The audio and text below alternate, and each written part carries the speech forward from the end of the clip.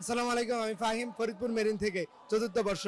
তো কথা হচ্ছে যে আমাদের দাবি না মানা অবধি আমরা পরীক্ষা বর্জন করেছি, আর হচ্ছে আমাদের ফর্ম ফিল আপ বর্জন করছি। তো এখন কথা হচ্ছে যে আমাদের দাবিটা মানা হইলে আমরা পরীক্ষায় বসবো, এরপরে আমরা ক্যাম্পাসে যাব। আর কথা হচ্ছে যে আমাদের যে 3 দফা দাবি আছে, 3 দফাই আমাদের মানা লাগবে, এরপরে আমরা আমাদের পরীক্ষায় বসবো ইনশাল্লাহ।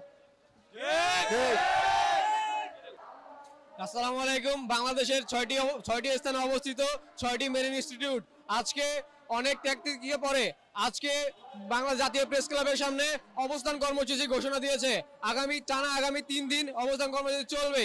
যতদিন পর্যন্ত আমাদের দাবি মেনে না নেওয়া হয় ততদিন পর্যন্ত আমরা আমাদের ক্যাম্পাস শাটডাউন করে রেখেছি এবং বলে দিয়েছি যতদিন পর্যন্ত আমাদের দাবি দাবা মেনে নেওয়া হবে ততদিন পর্যন্ত আমরা আমাদের ক্যাম্পাস শাটডাউন চালিয়ে যাব। আমরা এই মুহূর্তে বাংলাদেশ সচিবালয়ের এখান থেকে আমরা আগারগাঁও নৌপরিবহন মন্ত্রণালয়ের দিকে অভিমুখে লং মার্চ টু নৌপরিবহন মন্ত্রণালয়ের ঘোষণা দিয়েছি। আমরা 6টি ইনস্টিটিউটের 5 থেকে 700 স্টুডেন্ট এখন নৌপরিবহন মন্ত্রণালয়ের সামনে অবরোধ কর্মসূচি ঘোষণা করেছি। যতদিন পর্যন্ত আমাদের দাবি আদায় না মেনে হবে ততদিন আমরা অবরোধ চালিয়ে যাব। ঠিক আছে। আজকে আমরা এখানে উপস্থিত হয়েছি আমাদের একটি কর্মসূচি নিয়ে, মানববন্ধন কর্মসূচি, যেখানে আমরা জানাতে এসেছি যে আমাদের দাবিটা পেশ করতে এসেছি। তো এইভাবে আমরা আমাদের তো পরীক্ষা না দিয়ে আমাদেরও শিক্ষা জীবনে ব্যাঘাত ঘটছে, প্রচুর পরিমাণ ব্যাঘাত ঘটছে।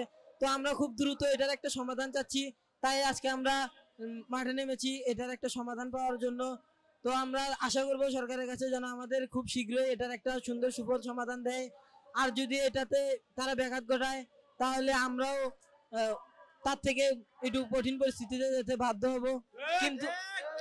কিন্তু তাদের কাছে আমাদের এটাই অনুরোধ থাকবে যে আমাদের যেন প্রাপ্য জিনিসটা যেন আমাদের দেওয়া হয়।